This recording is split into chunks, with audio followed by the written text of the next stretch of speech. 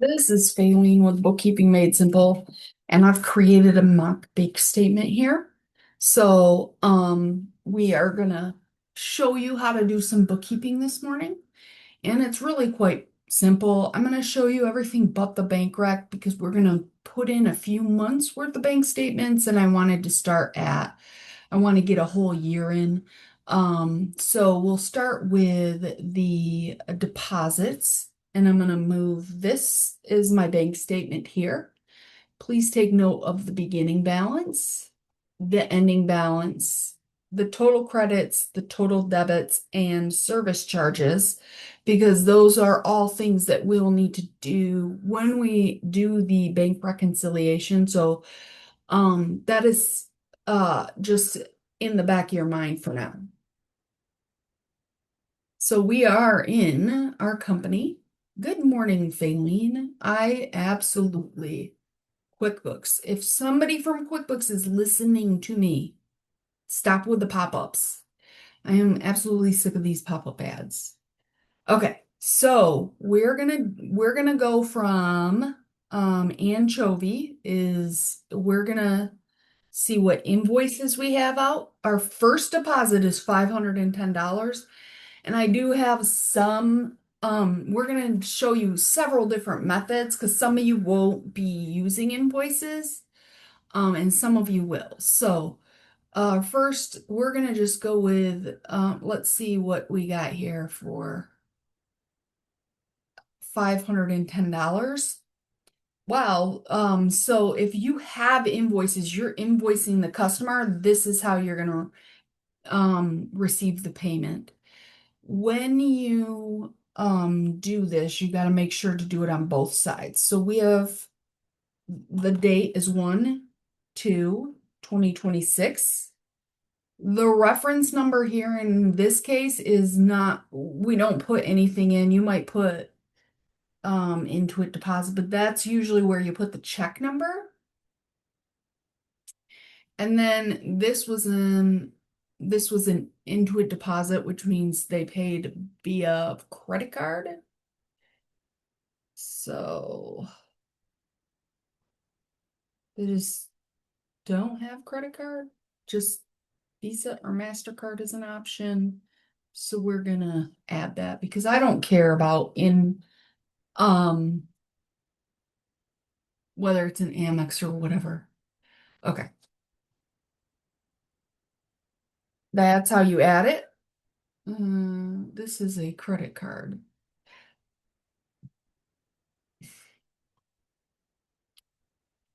Clicking that box will allow you to charge on here, but in this case, we are not charging. Save. Well, why is that not available then?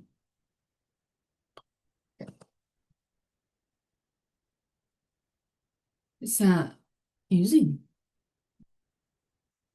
Okay, we're just QuickBooks. I don't see credit card QuickBooks.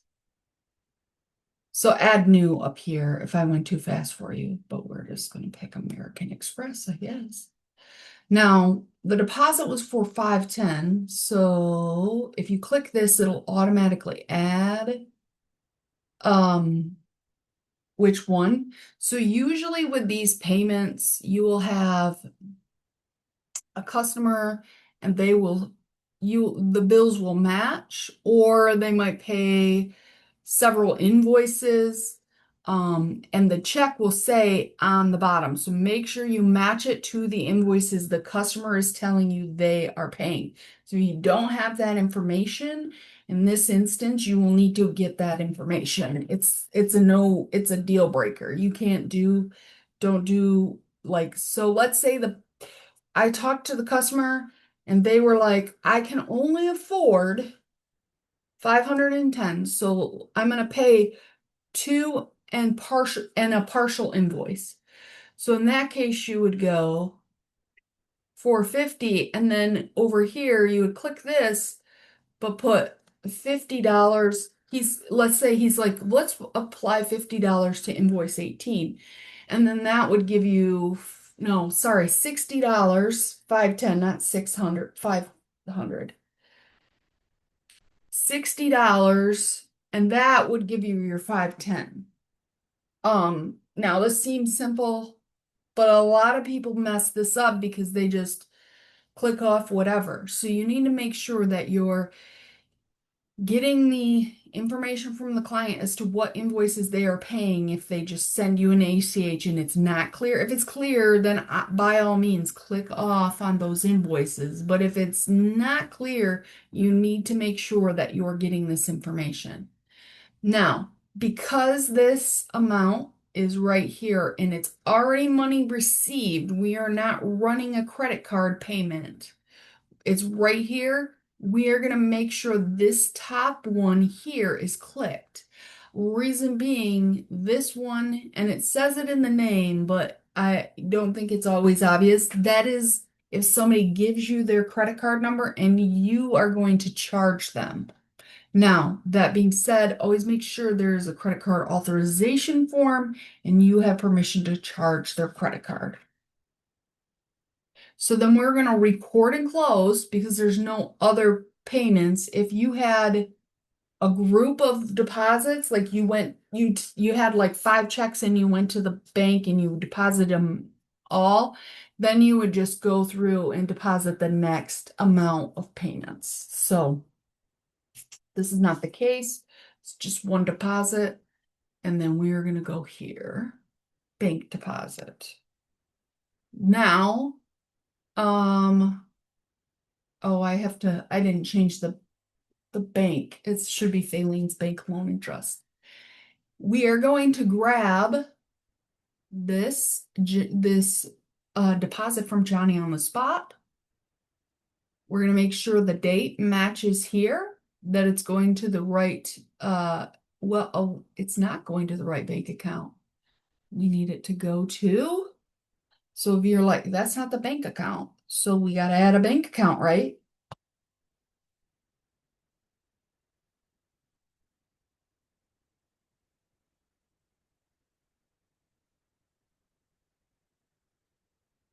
Okay, just so you know, I named it this because every time somebody asks to borrow money from me, I'm like, this is not Fayleen's bank of loan and trust. So, make sure you click account type bank, checking.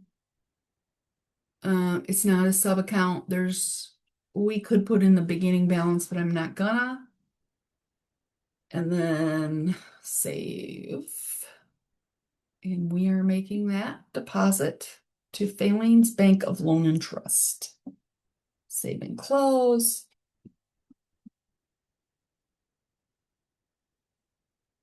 No, save and close, not saving new. Okay. And just so you know right now, QuickBooks is a little buggy. Sometimes the last couple days I've been adding payments and then it's not closing when you hit save and close, so you might see that. I just make sure the thing comes across that it's been saved and then I close it manually. Again, with the pop-ups, nobody wants to do AI. Do not do AI business taxes. Don't do it. It's not an option for you, my friend. All right, so let's go with our next deposit.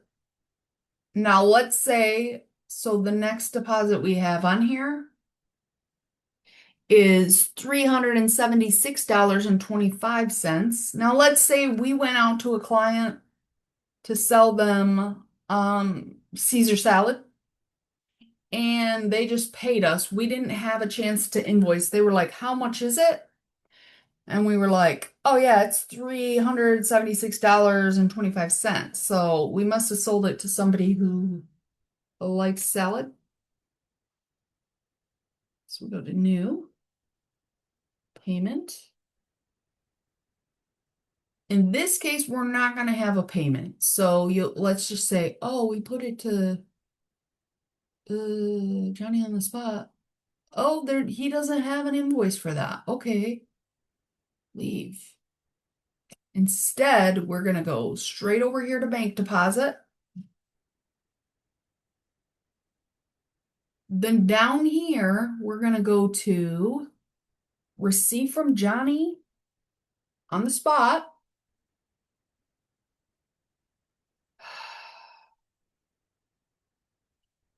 It gives you this warning. It looks like Johnny on the spot has one open invoice for deposit. Uh, record the payment, receive payment on our way. Well, Johnny on the spot, it did not pay that 165. We now we've just he's decided he's going to give it to us differently. So I'm going to box that out.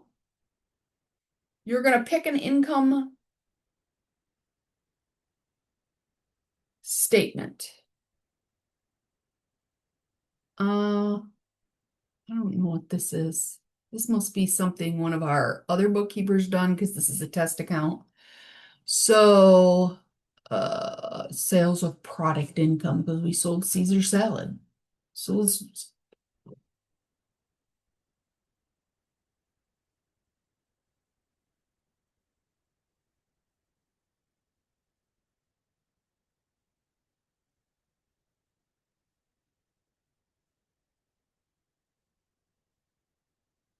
cash on delivery, I put just so we know. And let's just say this is cash, but we already deposited in the bank account. And so there's no reference number because we deposited cash. We're going to make sure that this deposit's on 1/7. And if you had money that goes back to whatever account that's there, but I don't believe I've ever used that. Save and close. Now let me clear out those other ones real quick, those other bank deposits. So I don't want to for 2020. All right. Oh, I spelled loan wrong. Let's show you how to fix that since we're here. Okay, say you spell a chart of accounts item wrong. I put it in bookmarks here, but I'm going to show you how to go. These are usually the items I bookmark here. I also bookmark other things, but this is like the most used things you're going to use. So we're going to go here. Then we're going to accounting. And then there, is it in here? Right here, chart of accounts. And bookmark that once you do get there. And then we're going to go over here, edit, and we're going to change this. Baylene's Bank of Loan and Trust. I don't know how QuickBooks didn't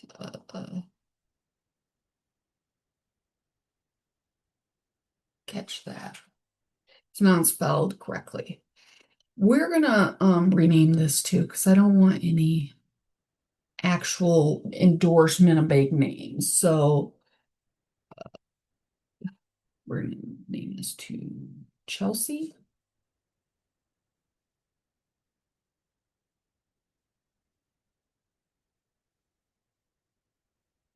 Chelsea's my daughter. And we're gonna give it accounting number. You don't have to give it an accounting number, but if you have an accountant, that makes it easier for them because they can sync it up to their system. In some of the systems, you have to have accounting numbers. This Amex, whoever put that in there, that is wrong, just so you know. Amex is supposed to be a credit card. So, mm,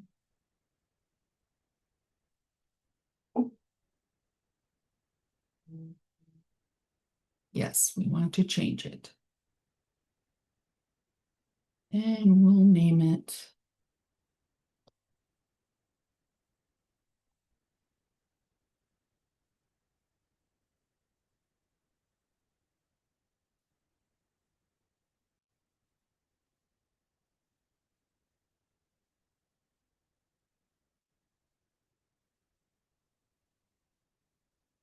And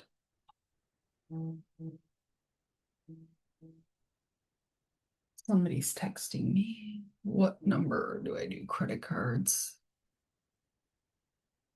See what we got here. I'm not making this a sub account. I'm just checking. Well, that option I guess isn't working. So we'll give it a number later. Usually this is if you want a sub account, like so if you have an asset and then you want to sub account the amortization so it's all together. But in this case, I'm clicking this so I can check the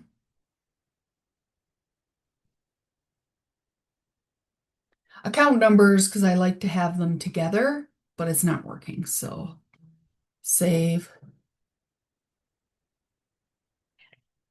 Let's drive down here to credit cards. So let's do 2,200. Then edit again.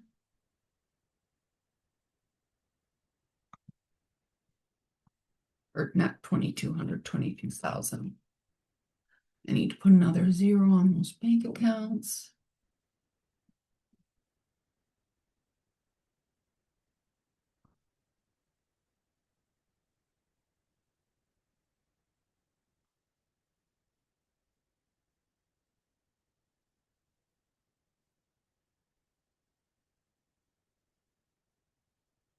Guess we're not. Oh, I see it's already undeposited funds. That's cute.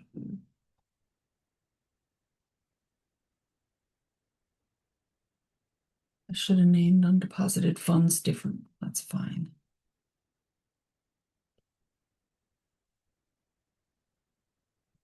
Go along for the ride.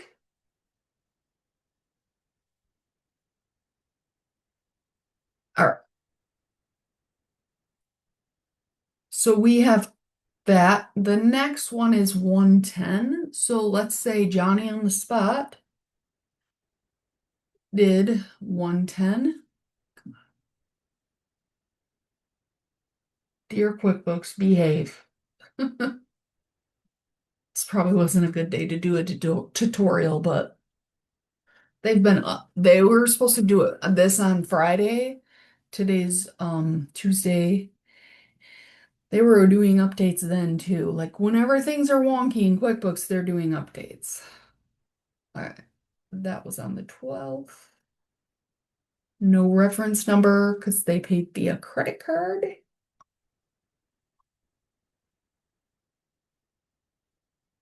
But it's not 165. He could only afford 110 this time. We're like, that's okay, Johnny on the spot. That changes that. And where's the date? Okay, that's correct. Save and close. And then you're going to just continue putting in these deposits here first until they match up. I feel like just doing a couple, you get the point. Always match the date, dollar amount, and who it's from. This says Intuit deposit, so you'll have to find out who actually paid the card. Now in QuickBooks, you will get an email, and you can also go to, we should have enough deposits to do this, reports. That's one I usually bookmark. Oh, no, depending, because now it's down here. Go. Standard reports. No, we don't. Again with the pop-ups.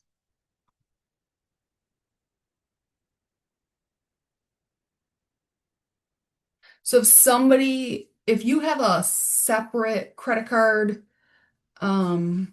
payment person like Square, it's not going to show up in here. This is what you will get. But in this case, they paid through QuickBooks, so we're just going to pretend. Actually, if they pay through QuickBooks, it's going to be automatic. But I'm just showing you.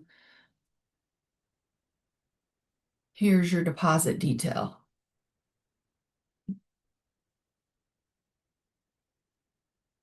Unclear just means it didn't go through the bank account. So, or they didn't pay through QuickBooks. So it'll say cleared if they paid from QuickBooks. But This also helps for cash flow because if you put everything in from your bank statement, you can do and you make sure that the totals match up each week. You can use this as cash flow, which we'll go over in a different video. So that's how you do deposits in QuickBooks. Um, I'm not gonna make this video longer. I believe I've already done one on how to make invoices. Uh, and there's other things that you can do. Um, and so you know how to do deposits, you know how to add things to the chart of accounts now, and you should be able to um go into your bank reconciliation or your bank up report and say and see this in here. So let's do that.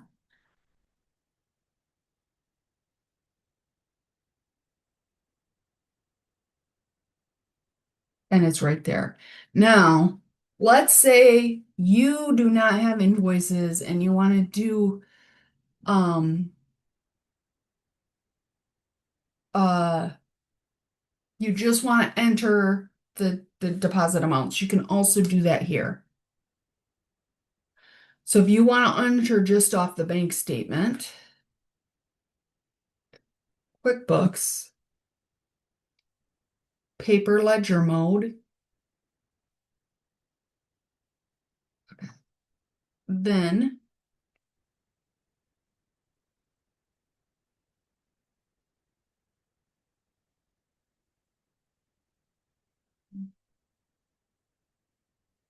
did I not deposit that 110?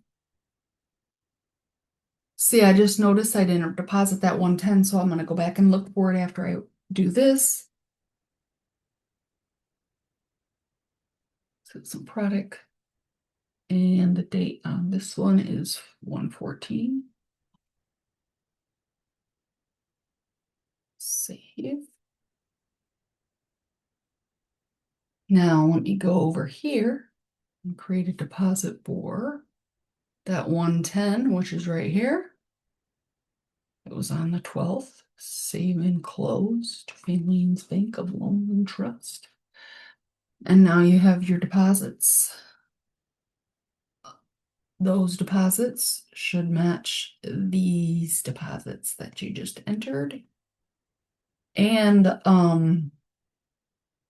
look, if you're Robot Genius, if that's an actual company, then sorry, I used your name, but I was just coming up with a fake name.